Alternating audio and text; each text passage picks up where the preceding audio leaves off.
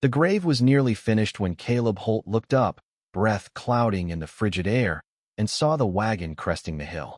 It was an old freight rig, wheels splintering the frost-crusted earth, dragged by a single gaunt horse that looked as weary as Caleb felt. The driver sat hunched, collar high, face hidden beneath a snow-dusted wide-brimmed hat.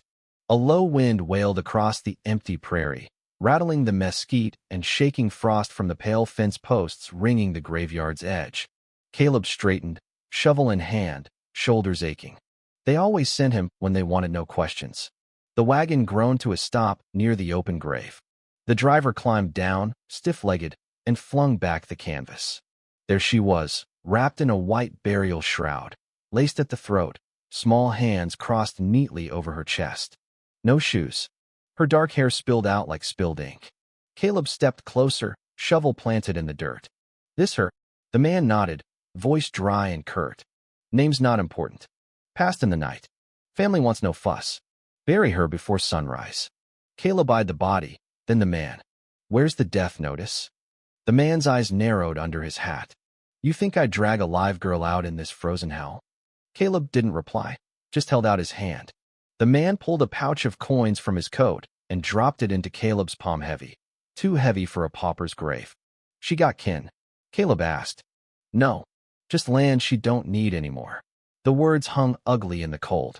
Caleb nodded slowly. "I'll handle it." The man tipped his hat, climbed back onto the wagon, and turned the horse. Caleb watched him vanish into the snowy haze, like a man shedding guilt with every hoofbeat. Crouching by the stretcher, Caleb braced his hands on either side of her. The shroud was damp, thin enough to trace the faint curve of her ribs, the shape of her chin. Her lips were blue, lashes clumped with frost. Something felt wrong. He leaned closer. Then it happened to flicker. Her eyelids twitched. Caleb froze. The shovel hit the ground with a thud. Her chest rose, shallow, like a fawn's first breath. "Alive. She's not dead," he muttered, dropping to his knees. He tugged the shroud down. Bruises marked her neck, faint but fresh. A crust of blood clung behind her ear poison. Choking, something deliberate, not sickness. He glanced at the trail where the wagon had gone. No sign, just wind and snow. He cursed under his breath. He had a choice now. Walk away, fill the grave, take the coin or protect something fragile, breathing, and broken. Her hand twitched, a shiver like a leaf on icy water. Hell! He gathered her into his arms. She was cold, lighter than he expected, as if life had been drained from her slowly.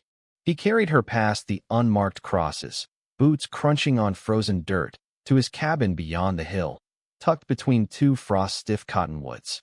Smoke curled faintly from the chimney. Inside, the fire was low. He kicked the door open and laid her on the cot by the hearth.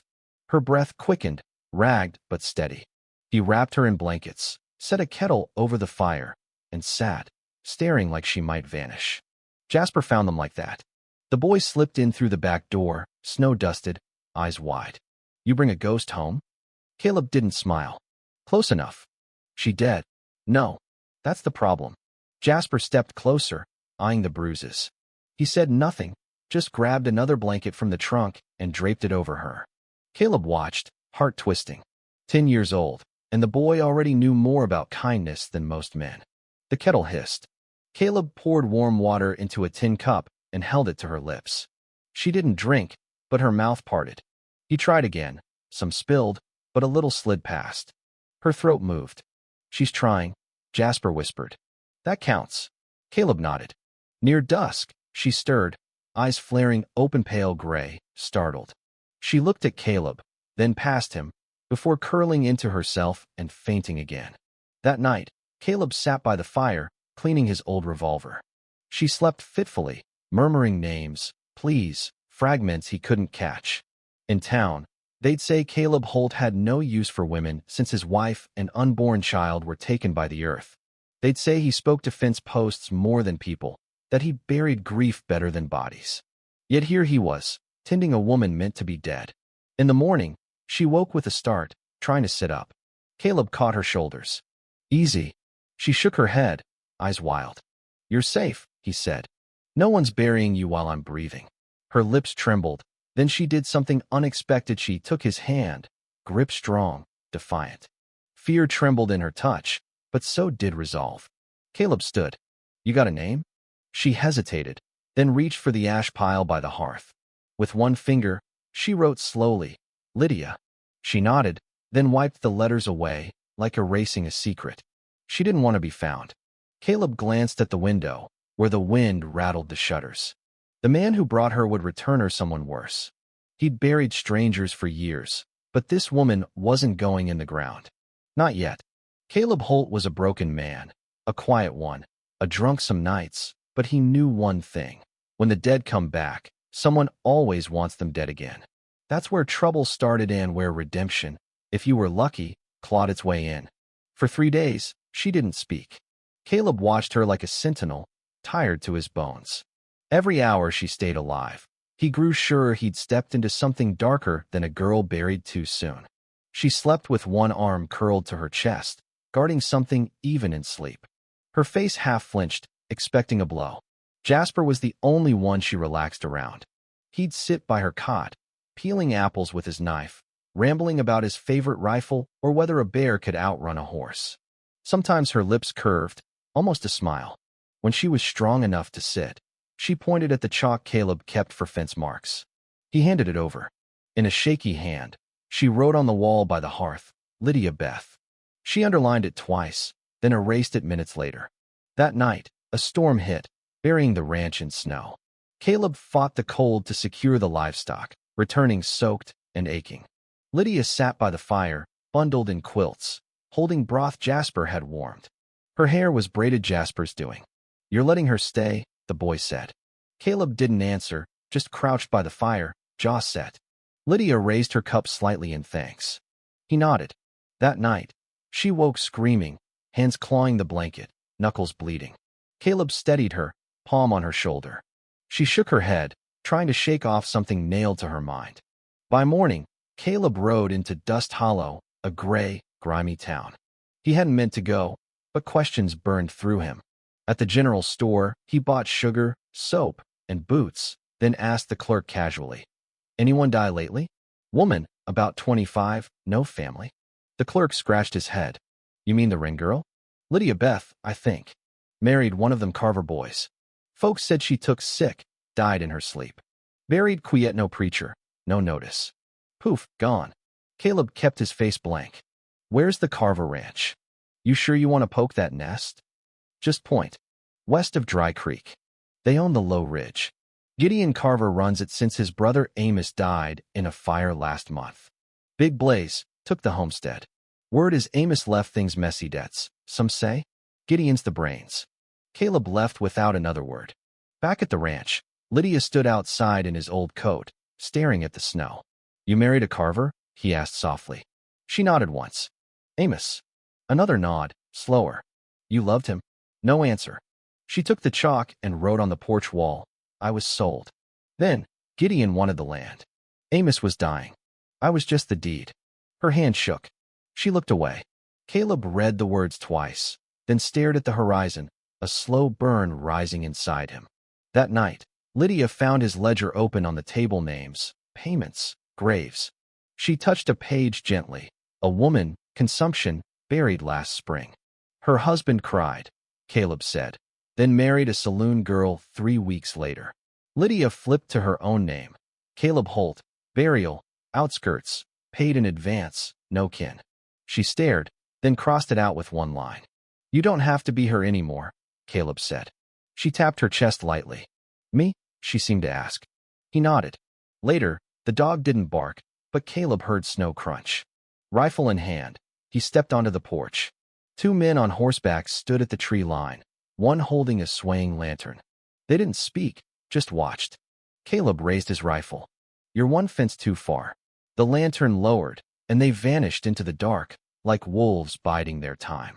In the morning, Lydia drew a symbol in the window frost, a curve, a slash, a crooked V. What's that? Caleb asked. She whispered her first word. Brand. He froze. He'd seen that mark on a dead steer. Same week Amos died. Same week Lydia was declared dead. They're watching, he said. She nodded. Jasper burst in, snow on his boots. Man in town asking about a girl. Says she's a cousin, but folks say she ain't got none. Lydia tensed. Caleb nodded. We need to move her. The barn loft was cold but dry, layered with hay and quilts. Lydia gripped his coat as he carried her there, like she feared letting go. In town, Caleb found Sheriff Tatum by the saloon window, sipping whiskey. Something you want to tell me? Caleb asked. Tatum raised a brow. Plenty. None I'm sharing. Girl was buried last week. Don't know what you mean. She didn't stay buried. Tatum leaned back. Some folks don't know when to lie still. Caleb didn't smile. You try to make her lie still again, I'll dig a hole wide enough for you all. The room stilled. Tatum's jaw tensed, but he said nothing. Caleb walked out, boots loud on the floor. Back at the ranch, Lydia stood by the stove, hair damp, face calm. You stirred the nest, she said, voice steady. You're alive, Caleb replied. That stirred it fine. She touched his chest. Why help me? Because when I saw you in that grave, you weren't the only one buried. Her shoulders eased. For the first time, Caleb saw not just a girl who wouldn't die, but a woman fighting to live. Days later, the wind turned sharp, like it had teeth. Lydia moved through the house like a shadow, whispering more, her voice husky but alive. She no longer flinched at doors, though her eyes checked windows. Jasper built her a shelf by the hearth-dried flowers, a mirror stub, a button hook. When she thanked him, he blushed, muttering she was better company than Caleb. She laughed, cracked but real. One evening, Caleb spotted the brand carved into a barn beam. Lydia confirmed it, whispering, They've claimed it. Claimed what? Everything inside. She paused. They think I'm still here. You are. She nodded. You ready to fight for it? He dreamed of fire that night, and woke to its smoke curling under the door. He leapt up, boots hitting the floor. Jasper stumbled into the hall, coughing. Caleb kicked open the door as heat roared. Lydia. He ran, ducking smoke, shouting her name. She appeared, limping from the ladder, eyes locked on his. Jasper threw water at the porch, useless against the blaze. The barn collapsed, swallowing tools, hay, everything. They're warning us, Lydia said, shivering. Then we'll answer, Caleb replied. Sheriff Tatum arrived at dawn, smug. Tragic accident. Barns go up quick. Caleb didn't respond. Tatum squinted at Lydia on the porch, scarf high. That your niece? No kin, Caleb said. A guest. Looks familiar. You'd know, wouldn't you? Tatum grinned, cold. Let me know if you need help digging another grave. Just one, Caleb said. Tatum rode off. In the ruins, Lydia turned over charred wood, hollow-eyed. That's twice now. I'm not meant to live. That's a lie someone fed you. I saw the man who poisoned me, she whispered. Not Amos. Gideon. Caleb crouched. He doesn't get to win. Her eyes steadied. You'll help me stop him? I'll help you bury him if it comes to that. I don't want more graves. Then stand tall. Next time, it's bullets. She nodded, moving into the main house, no longer a shadow. She cleaned the far room, stoked the fire, pinned a tin star Jasper made to the curtaina line in the dirt. Days passed in tense silence. Caleb slept by the door, shotgun across his lap. He and Lydia talked in fragment scraps, the well, nails in the shed. She asked about his wife once. Buried under a tree I don't visit, he said. Grief made me cruel to myself. She didn't ask more, but that night, he found her by the tree, kneeling, listening, not praying. Jasper spotted a stranger by the creek. Tracks led to town, more than one set. That evening, Lydia opened a hidden box of burnt-edged land claim, a rusted ring. It's not just money, she said. Springs underneath. Enough for cattle and drought. Caleb whistled. That's why Gideon wants it. He'd kill for it. Then we move. Tomorrow, we file this public with the notary. If he tries anything, it's law. You trust the law? I trust people hearing about it. She held the paper to her chest. I'll go. You'll ride beside me. Her face softened. Always. They rode into Dust Hollow at dawn, rifles strapped tight. Lydia's jaw was set, eyes fixed ahead. Caleb touched her arm once. I'm here. At the notary's, the clerk squinted at her deed. Valid, filed under Wren, Lydia Beth. She was declared dead, Caleb said. She's not, Lydia replied. The clerk swallowed. There'll be questions. I'll answer them, she said, voice sharp. Tell them I never stopped breathing. The world stopped listening. The papers were stamped, legal, permanent. Outside, Tatum leaned against a post, toothpick in mouth. You look lively for a corpse, Miss Wren. You've been protecting a liar, Lydia said. Liars got more money than truth. Caleb stepped forward. You burn my barn. Fire's got a mind of its own. So do I, Caleb said. Tatum walked off, rattled. Lydia mailed a deed copy to Judge Harlan in Fort Wilder with a letter. My land was falsely claimed and nearly cost me my life. Back at the ranch, Silas greeted them, arms windmilling. You did it. They'll come tonight, Jasper said. No one argued. They barred doors, loaded rifles, hauled water. Lydia paced, tying her shawl, checking windows. You're allowed to be afraid, Caleb said. I'm waiting to see if the man who tried to kill me is brave enough to finish it with my eyes open. They waited. At midnight, the dogs barked. 3 horses approached. Caleb saw Gideon Carver, coat clean, gloves gold-stitched, smiling mockingly. Heard there was a miracle. Caleb stepped out. Miracle's got a bullet now. Gideon laughed. You're good with shovels, Holt. Should have stuck to digging. She's not little, Caleb said. And she's not alone. Lydia stepped forward. Gideon's face flickered. You're confused, he said. Poison in the well. We tried to save you. You tried to silence me, she said. I've spoken. You're making a mistake. I was the mistake you didn't bury deep enough. Gideon reached for his belt.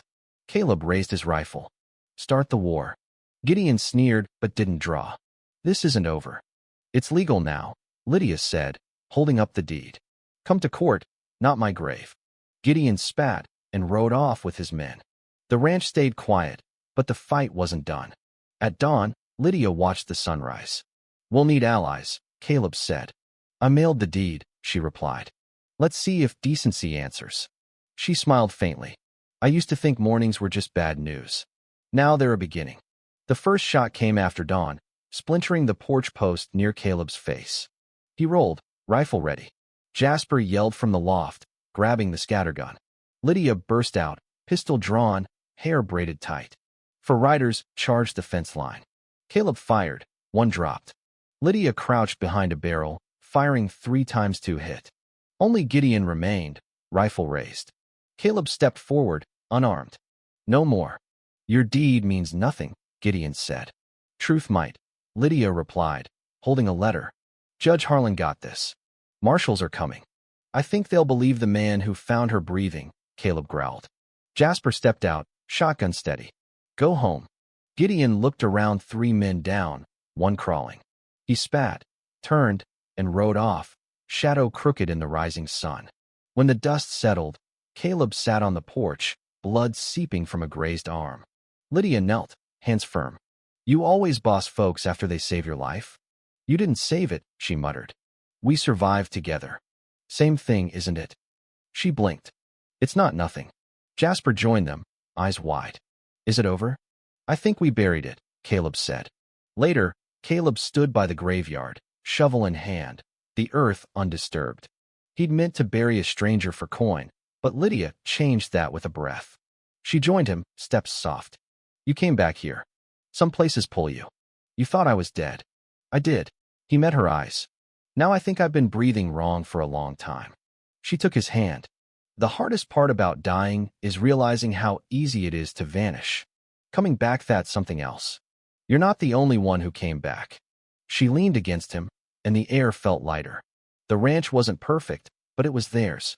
Marshals arrived days later. Gideon was arrested quietly. Lydia reclaimed her land, springs and all. She offered Caleb a share. I don't want your land, he said. I want your days. You don't know what kind of woman I am. I know you breathe. That's a start. He kissed her, quiet, grateful, alive. If you ask Caleb Holt about that winter, he won't talk of fire or bullets. He'll say, I was hired to bury her. Took the shovel, ready to settle the books. But she opened her eyes before the dirt fell, and something opened in me too. The girl who wouldn't die reminded me how to live.